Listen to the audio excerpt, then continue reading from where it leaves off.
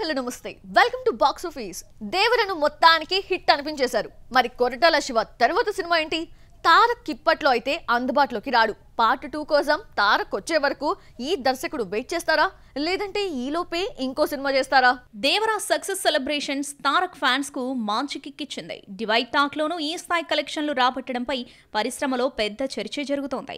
Commercial చిత్రం కావడం కారణంగా ఎన్టీఆర్ మాస్ ఫాలోయింగ్ తో ఈ ఫీట్ సాధ్యపడింది. అయితే ఈ రిజల్ట్ తాలూకు క్రెడిట్ మొత్తం తారక్కే వెళ్ళింది. ఇప్పుడు దేవరా రిజల్ట్ అందుకోలేకపోయినా కొరటాల తన తర్వాత స్టెప్ ఎటు వేయబోతున్నాడు అన్నది పెద్ద ప్రశ్న. తారక్ తన చేతిలో ఉన్న వార్ 2, ప్రశాంత్ నీల్ సినిమాలు కంప్లీట్ అయితే తప్ప దేవరా 2 సెట్స్ మీదకు రాలేడు.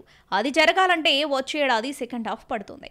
అప్పటి వరకు కొరటాల దేవరా 2 స్క్రిప్ట్ మీద కుస్తీ పడతాడా అంటే చెప్పలేని పరిస్థితి. ఈ గ్యాప్ లో మరో హీరోతో ఓ మూవీ చేయాలని చూస్తున్నాడు. ఆ మధ్య ప్రభాస్తో కలిస్తే కమింగ్ ఫ్యూచర్ ఇద్దరూ కలిసి సినిమా చేస్తారన్నారు. అయితే ఇది ఈ ఒక్క ఏడాదిలోనే కార్యరూపం దాల్చుతుందని చెప్పలేం.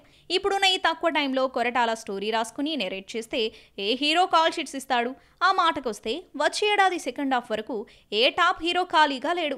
ఎవరికి వారికి చేతిలో ఫుల్ సినిమాలున్నాయి. మహేష్తో ఏదో చేస్తాడని 2 రోజుల నుంచి రూమర్స్ వస్తున్నాయి. అయితే అది జరిగే పని కాదు. ఎందుకంటే ఇప్పటికే ప్రిన్స్ జక్కన్న సినిమా కోసం మేక్ ఓవర్ అవుతున్నాడు. ఈ గ్యాప్లో రాజమౌళి ప్రాజెక్టుకు చెక్ పెట్టి ఇటు వస్తాడని చెప్పలేని పరిస్థితి. సో ఎటు చూసినా కొరటాలకు తారక్తో చేయాల్సిన దేవరా 2 తప్ప మరో ఫిలిం కనిపించడం లేదు.